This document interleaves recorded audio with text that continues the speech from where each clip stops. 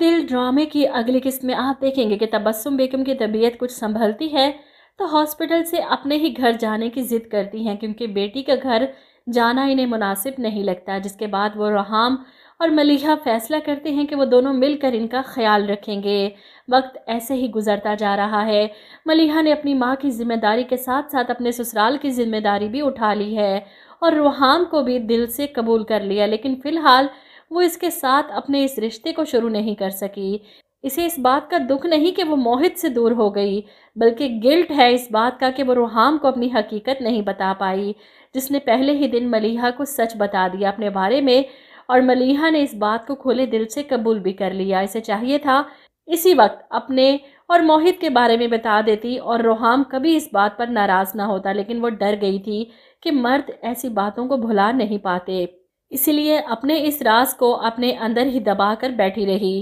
اب گھر کے کام کر رہی ہے، کچن میں برتن دھو رہی ہے، جب ریحام آفس سے واپس آتا ہے اور ملیحہ کو کام کرتے دیکھ اس کی مدد کرنے کے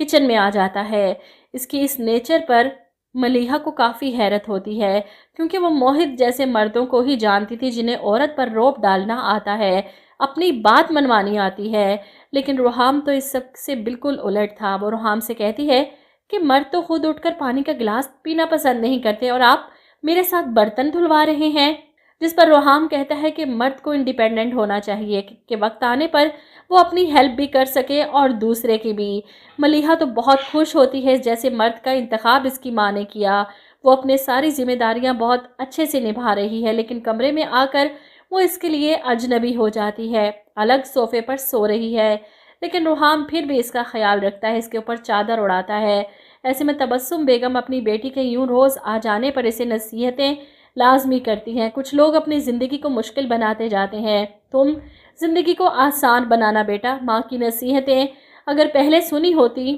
تو موہت جیسے مرد پر اعتبار کرنے کی غلطی کبھی نہ کرتی۔ مجھے تو یہ سمجھ نہیں آتی کہ اس جیسے نیچر کے مرد سے محبت کیسے ہو سکتی ہے، جو عورت کی عزت نہیں کر سکتا۔ کیسے ملیحہ پاگل ہو رہی تھی اس کے پیچھے، اور وہیں دوسری طرف ریحام جیسے مرد جن سے خود بخود محبت ہو جائے۔ ان دونوں کے انڈرسٹینڈنگ دیکھ کر ریحام کے والد اپنی بیوی سے کہتے ہیں مجھے لگتا ہے کہ بہت جلد ریحام ثنا کو بھول جائے گا۔ خیر ملیحہ کی نند اپنے بھائی کی خصوصیات ملیحہ کو بتا رہی ہے کہ ریحام بھائی دل کے بہت سچے اور کھرے انسان ہیں، جھوٹ تو ان سے بالکل بھی برداشت نہیں، اگر ان سے کچھ چھپایا جائے تو سچ گھوم پھر کر ان کے سامنے آ ہی جاتا ہے۔ ایسے میں ملیحہ ڈر جاتی ہے، لیکن میرا کوئی راز نہیں، میں نے کوئی جھوٹ نہیں بولا، جس پر نند مسکراتی ہے بھابھی آپ کیوں ڈر گئی، میں آپ کی بات تھوڑی کر رہی ہوں، ویسے ایک جنرل سی بات کر رہی ہوں کہ ریحام بھائی ایک سچے انسان ہے اور سچائی کو ہی پسند کرتے ہیں۔ ریحام کی اس خصوصیت کی وجہ سے تو ملیحہ خوفزدہ ہے کہ اگر موہت کا سچ کبھی کھل گیا تو وہ کیسے ری ایکٹ کریں گے، اور جیسا کہ ہم نے ٹیزرز میں دیکھا کہ ریحام جو محبت کرنے لگے گا ملیحہ سے، لیکن موہت کے واپس آنے کے بعد یہ سچ بھی اس کے سامنے آ جائے گا۔